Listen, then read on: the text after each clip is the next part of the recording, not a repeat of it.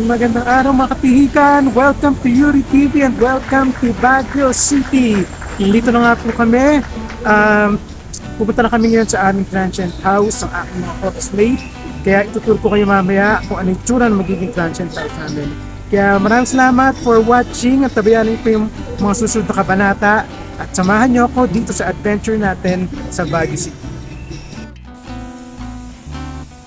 Pupunta na nga po kami sa aming transient house at talagang sobrang excited talaga ako sa mangyayari sa akin dito sa Baguio sa loob ng 2 linggo.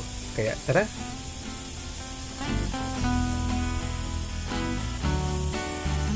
Guys, ito nga ang bahay ito.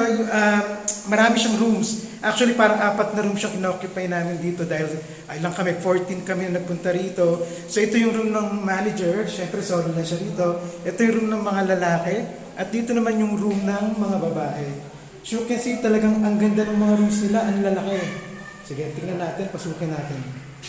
Ito ang room ng mga babae. Ito yung meron din silang mga lababo, meron din silang mga plato, kettle, syempre di mawawala. Okay, at ito, meron din silang CR, isa lang yung bowl nila. At syempre may shower room, di pwedeng magkasama yung CR sa shower, lalo sila rito. Bali, 6 sila nandito. At ito yung pinakagusto kong place dito, yung terrace. Tingnan mo naman, ang ganda ng overlooking. Ayan, so, pag na-stress ka raw, tumingin ka lang dyan, mawawala yung stress mo unless pera yung problema mo. At ito yung room for 4. Ayan, for 4 agents dyan. Ganda.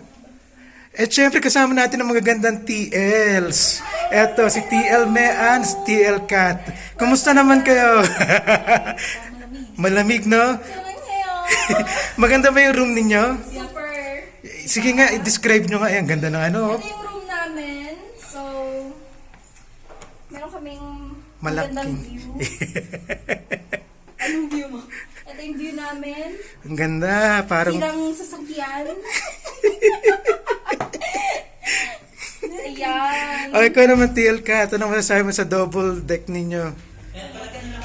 Maganda, no? Makakatulog kayo tayo na maayos dito?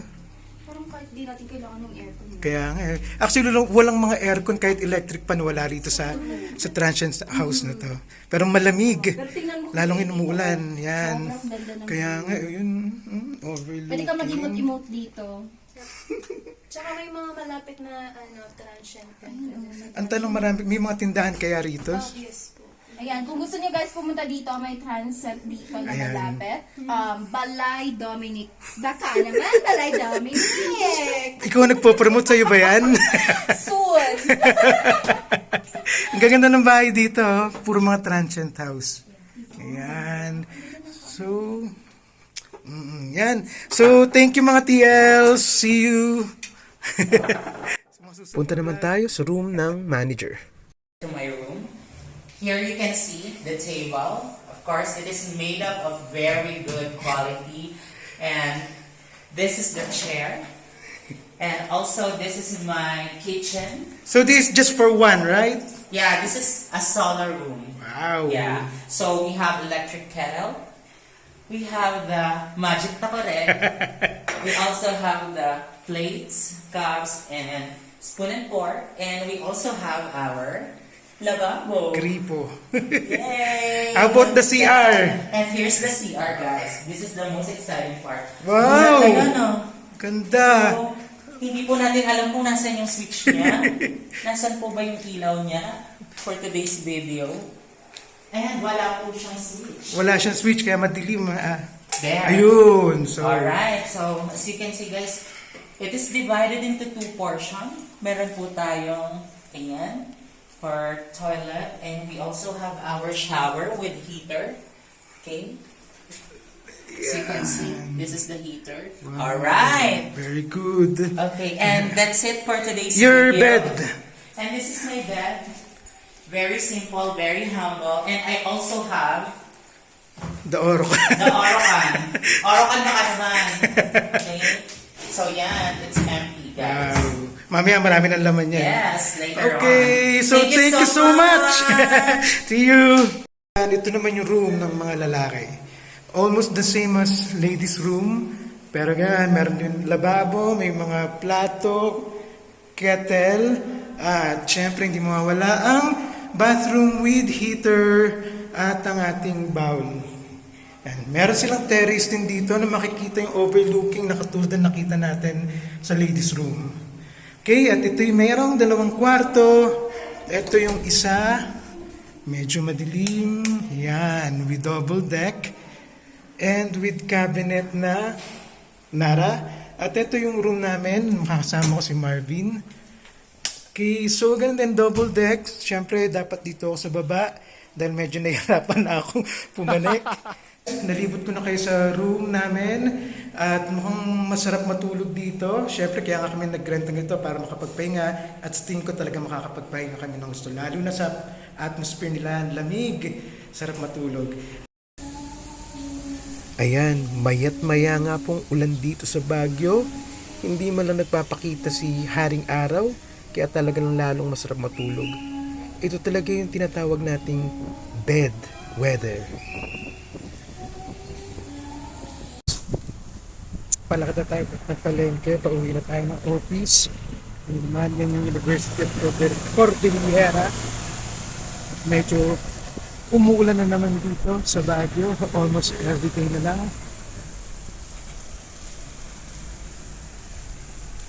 Kaya yung dating lamig niya, naging doble talaga yung lamig. Kailangan tumawid sa pedestrian lane or else magkakapenalty ka.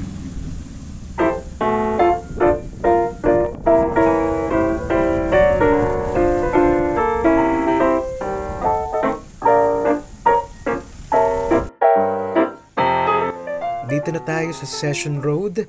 Araw-araw ko itong binabaybay from the office hanggang sa palengke dahil dun tayo sumasakay ng jeep or taxi papunta or pauwi sa ating transient house.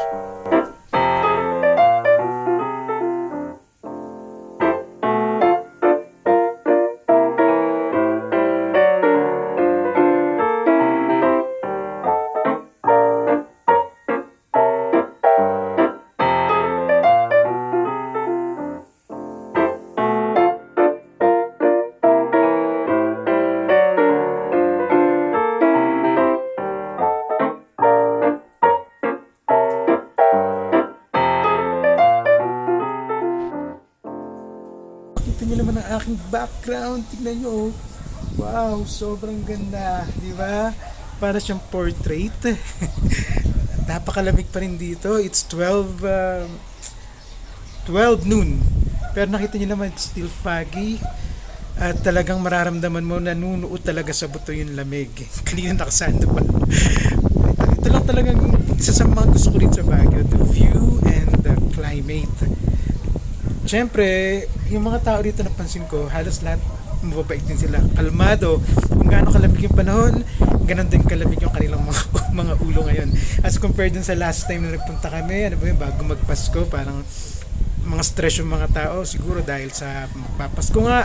Pero ngayon, since it's bakasyon siguro sa karamihan, kaya wala masyadong pinagkakabalahanan, kaya magandang mga mood.